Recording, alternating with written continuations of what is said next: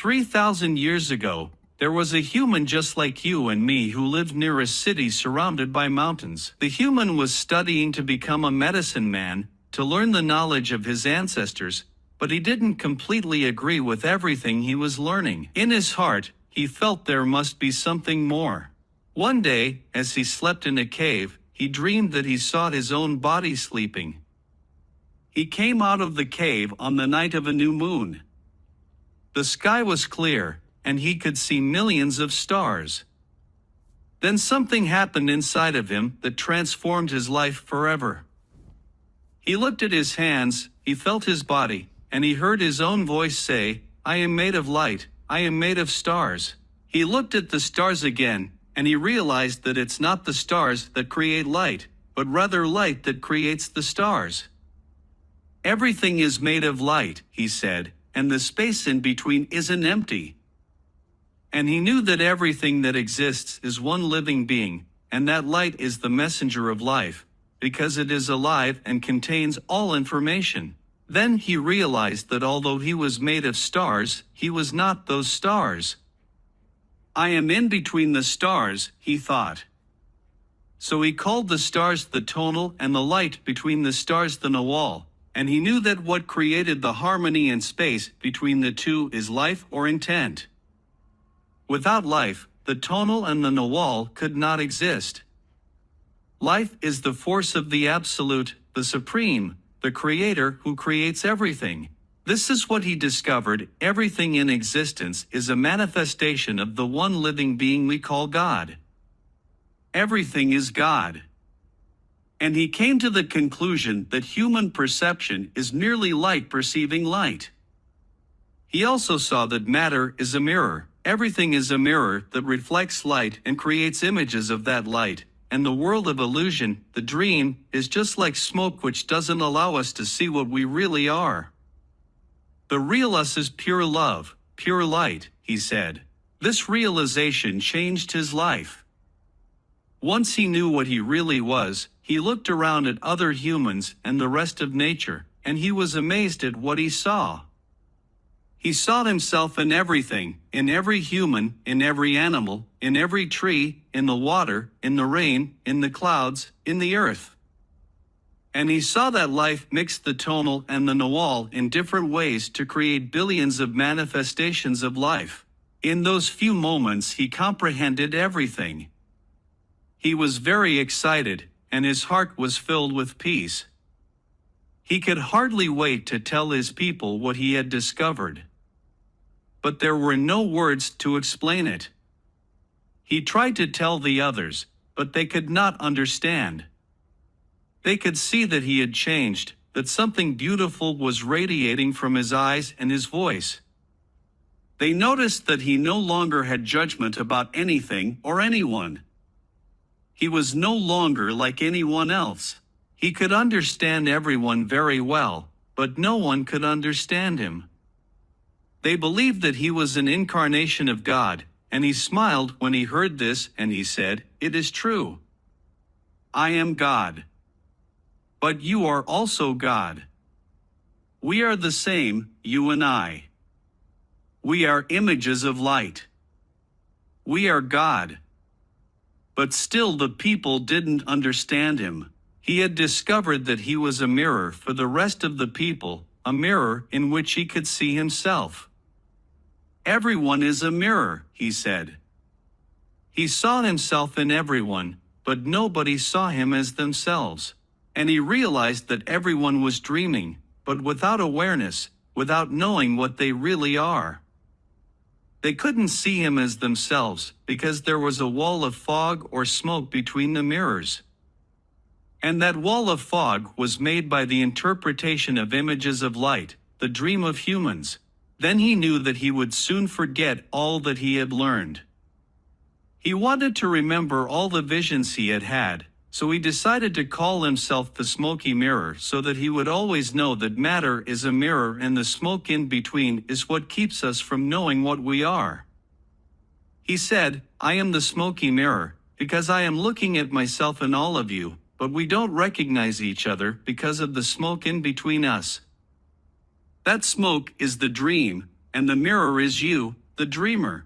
Living is easy with eyes closed, misunderstanding all you see. John Lennon. Domestication and the Dream of the Planet. What you are seeing and hearing right now is nothing but a dream. You are dreaming right now in this moment. You are dreaming with the brain awake. Dreaming is the main function of the mind, and the mind dreams 24 hours a day. It dreams when the brain is awake, and it also dreams when the brain is asleep.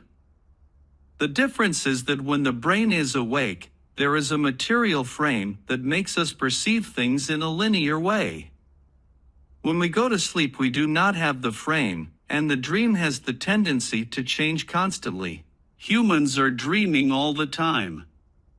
Before we were born, the humans before us created a big outside dream that we will call society's dream or the dream of the planet. The dream of the planet is the collected dream of billions of smaller, personal dreams, which together create a dream of a family, a dream of a community, a dream of a city, a dream of a country, and finally a dream of the whole humanity. The dream of the planet includes all of society's rules, its beliefs, its laws, its religions, its different cultures and ways to be, its governments, schools, social events, and holidays. We are born with the capacity to learn how to dream, and the humans who lived before us teach us how to dream the way society dreams. The outside dream has so many rules that when a new human is born, we hook the child's attention and introduce these rules into his or her mind. The outside dream uses mom and dad, the schools, and religion to teach us how to dream. Attention is the ability we have to discriminate and to focus only on that which we want to perceive. We can perceive millions of things simultaneously, but using our attention, we can hold whatever we want to perceive in the foreground of our mind. The adults around us hooked our attention and put information into our minds through repetition. That is the way we learned everything we know. By using our attention, we learned a whole reality, a whole dream. We learned how to behave in society, what to believe and what not to believe, what is acceptable and what is not acceptable, what is good and what is bad, what is beautiful and what is ugly, what is right and what is wrong. It was all there already, all that knowledge, all those rules and concepts about how to behave in the world. When you were in school, you sat in a little chair and put your attention on what the teacher was teaching you. When you went to church, you put your attention on what the priest or minister was telling you.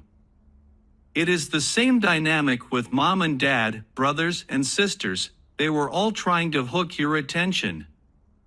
We also learned to hook the attention of other humans, and we develop a need for attention which can become very competitive. Children compete for the attention of their parents, their teachers, their friends. Look at me. Look at what I'm doing. Hey, I'm here. The need for attention becomes very strong and continues into adulthood. The outside dream hooks our attention and teaches us what to believe, beginning with the language that we speak. Language is the code for understanding and communication between humans. Every letter, every word in each language is an agreement.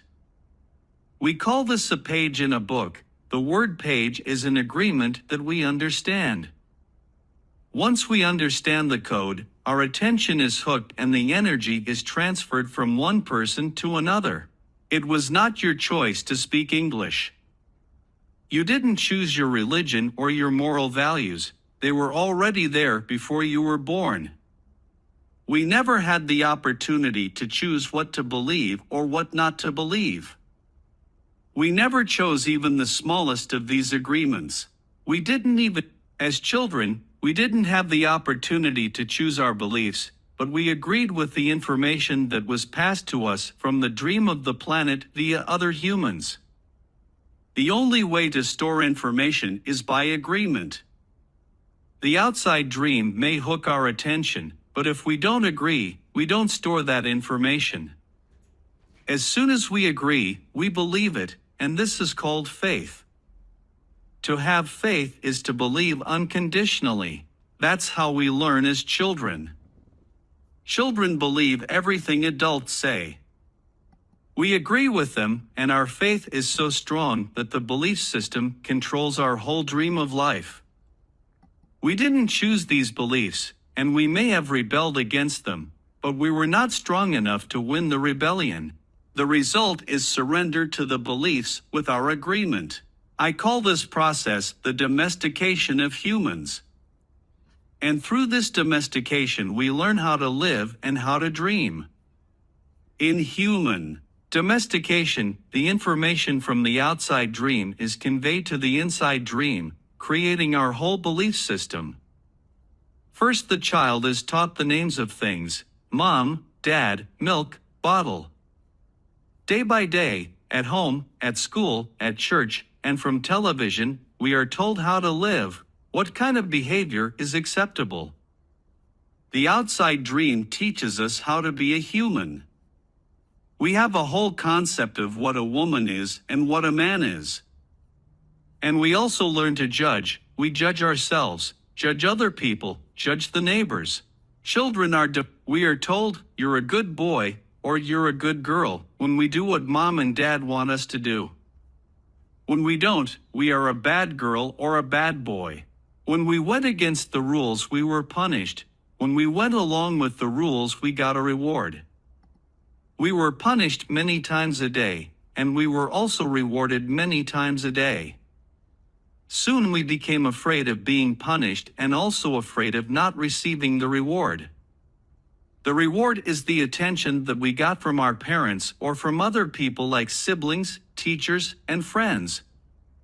We soon develop a need to hook other people's attention in order to get the reward. The reward feels good, and we keep doing what others want us to do in order to get the reward. With that fear of being punished and that fear of not getting the reward, we start pretending to be what we are not, just to please others, just to be good enough for someone else.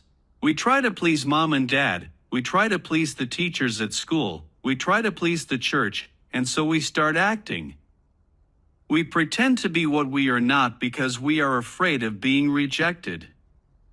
The fear of being rejected becomes the fear of not being good enough. Eventually, we become someone that we are not. We become a copy of mama's beliefs, daddy's beliefs, society's beliefs, and religion's beliefs. All our normal tendencies are lost in the process of domestication. And when we are old enough for our mind to understand, we learn the word no. The adults say, don't do this and don't do that. We rebel and say no. We rebel because we are defending our freedom. We want to be ourselves, but we are very little, and the adults are big and strong. After a certain time we are afraid because we know that every time we do something wrong we are going to be punished.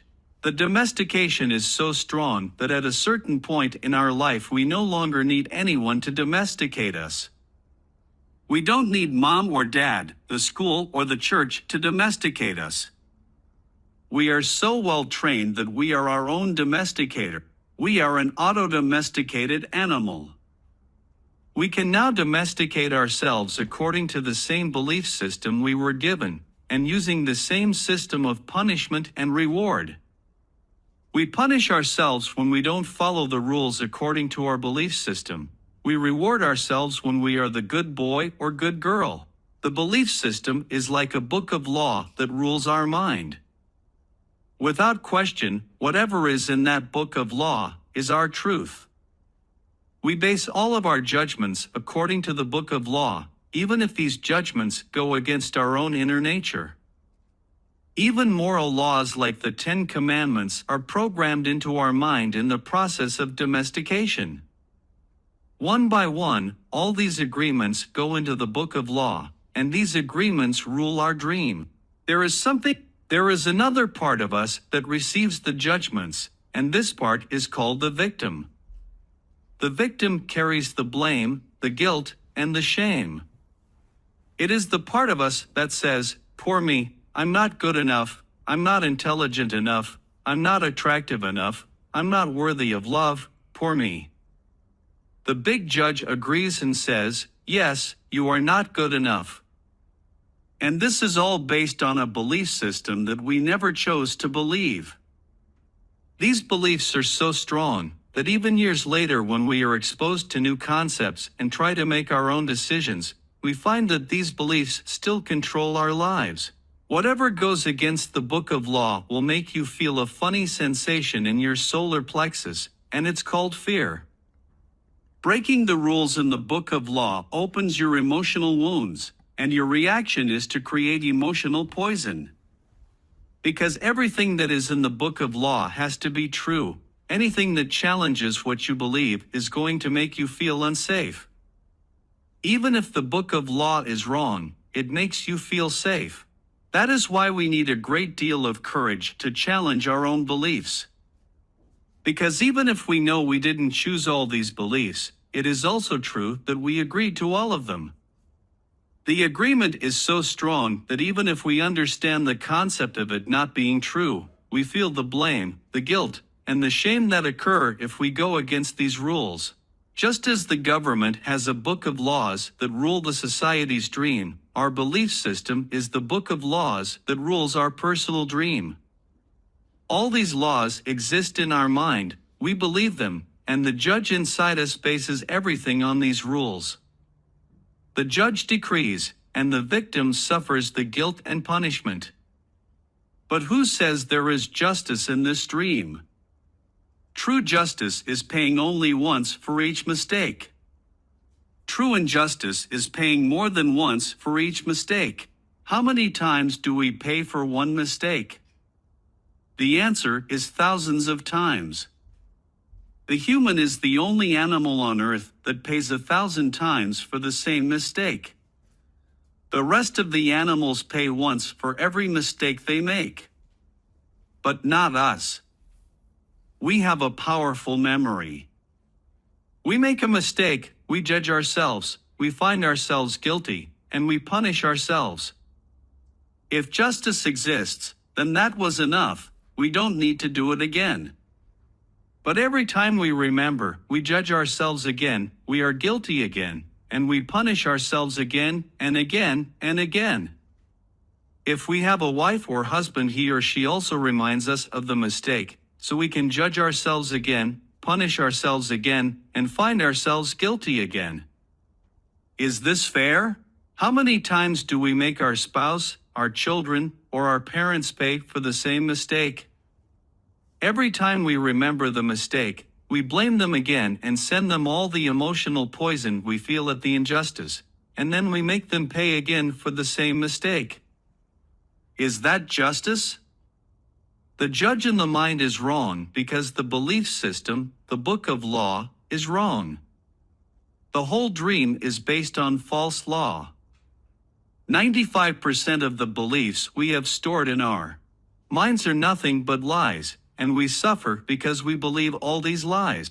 In the dream of the planet, it is normal for humans to suffer, to live in fear, and to create emotional dramas. The outside dream is not a pleasant dream. It is a dream of violence, a dream of fear, a dream of war, a dream of injustice. The personal dream of humans will vary, but globally it is mostly a nightmare. If we look at human society, we see a place so difficult to live in because it is ruled by fear. Throughout the world, we see humans suffering, anger, revenge, addictions, violence in the street, and tremendous injustice. It may exist at different levels in different countries around the world, but fear is controlling the outside dream. If we compare the dream of human society with the description of hell that religions all around the world have promulgated, we find they are exactly the same. Religions say that hell is a place of punishment, a place of fear, pain, and suffering, a place where the fire burns you. Fire is generated by emotions that come from fear. Whenever we feel the emotions of anger, jealousy, envy, or hate, we experience a fire burning within us. We are living in a dream of hell. If you consider hell as a state of mind, then hell is all around us. Others may warn us that if we don't do what they say we should do, we will go to hell. Bad news. We are already in hell, including the people who tell us that. No human can condemn another to hell because we are already there. Others can put us into a deeper hell, true. But only if we allow this to happen. Every human has his or her own personal dream, and just like the society dream, it is often ruled by fear. We learn to dream hell in our own life, in our personal dream. The same fears manifest in different ways for each person, of course, but we experience anger, jealousy, hate, envy, and other negative emotions.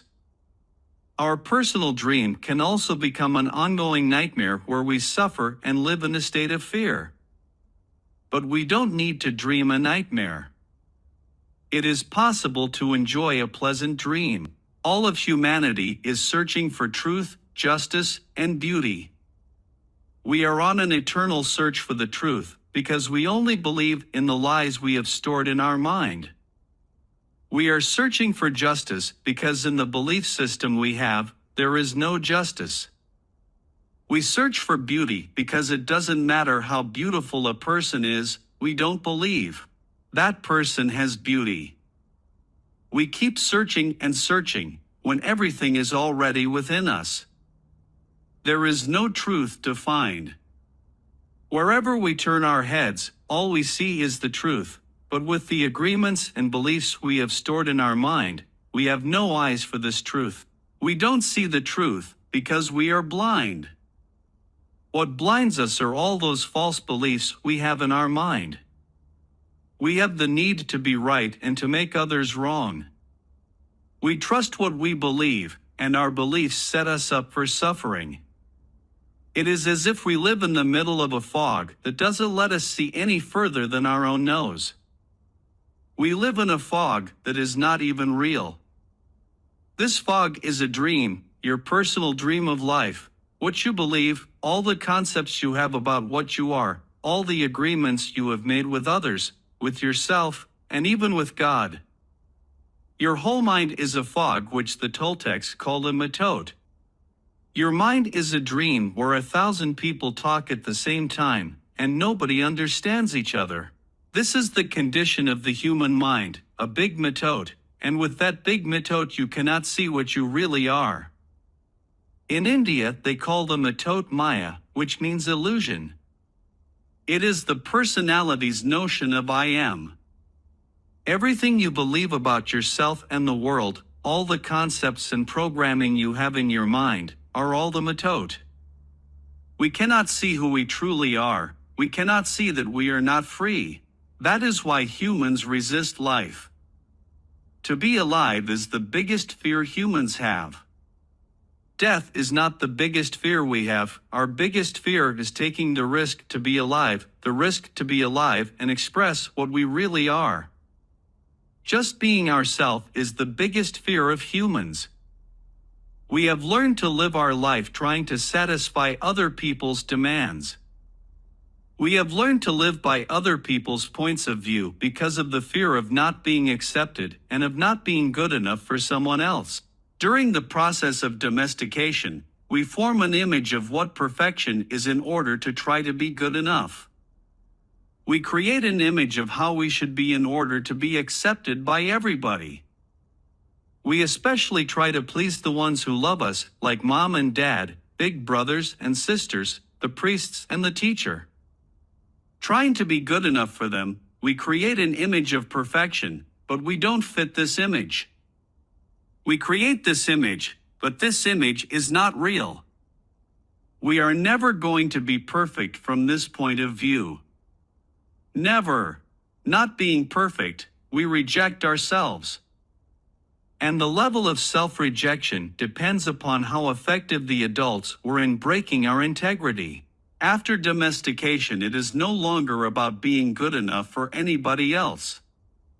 We are not good enough for ourselves because we don't fit with our own image of perfection. We cannot forgive ourselves for not being what we wish to be, or rather what we believe we should be. We cannot forgive ourselves for not being perfect.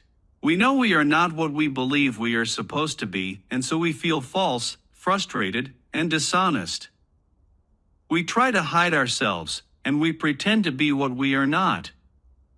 The result is that we feel inauthentic and wear social masks to keep others from noticing this. We are so afraid that somebody else will notice that we are not what we pretend to be. We judge others according to our image of perfection as well, and naturally they fall short of our expectations. We dishonor ourselves just to please other people. We even do harm to our physical bodies just to be accepted by others.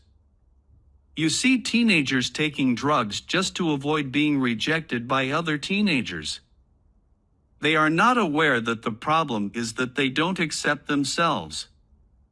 They reject themselves because they are not what they pretend to be. They wish to be a certain way, but they are not, and for this they carry shame and guilt. Humans punish themselves endlessly for not being what they believe they should be.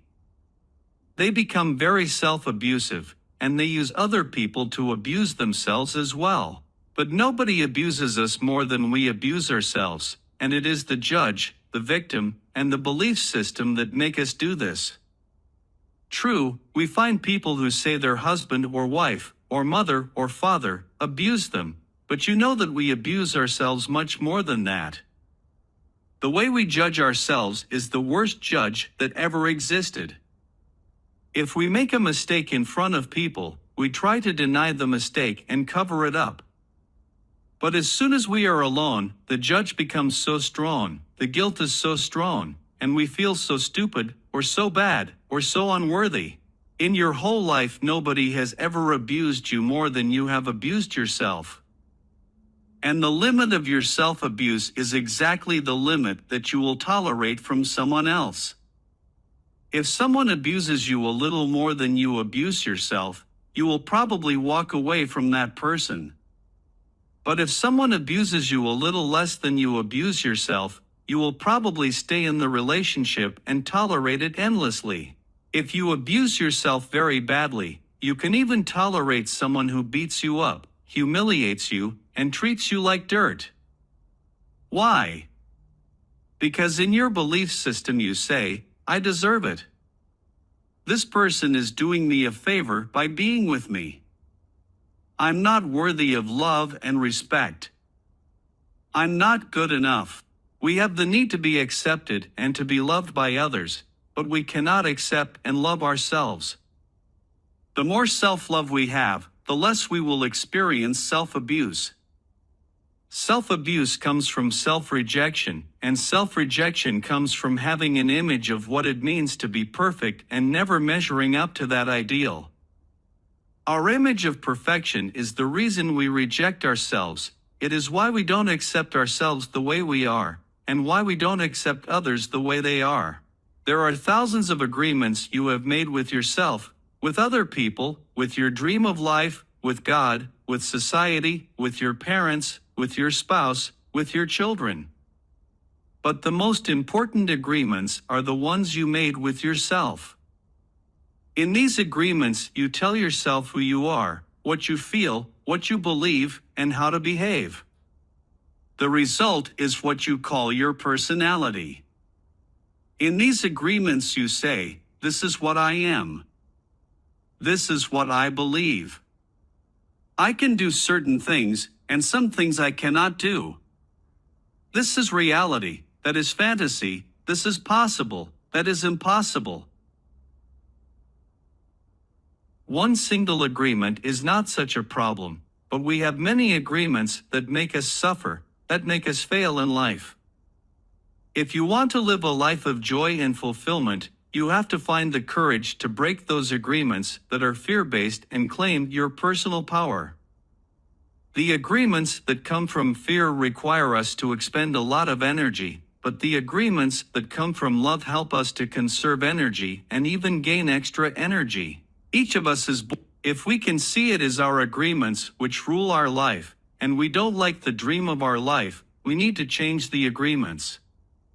When we are finally ready to change our agreements, there are 4 very powerful agreements that will help us break those agreements that come from fear and deplete our energy. Each time you break an agreement, all the power you used to create it returns to you. If you adopt these 4 new agreements, they will create enough personal power for you to change the entire system of your old agreements. You need a very strong will in order to adopt the 4 agreements, but if you can begin to live your life with these agreements, the transformation in your life will be amazing. You will see the drama of hell disappear right before your very eyes. Instead of living in a dream of hell, you will be creating a new dream, your personal dream of heaven.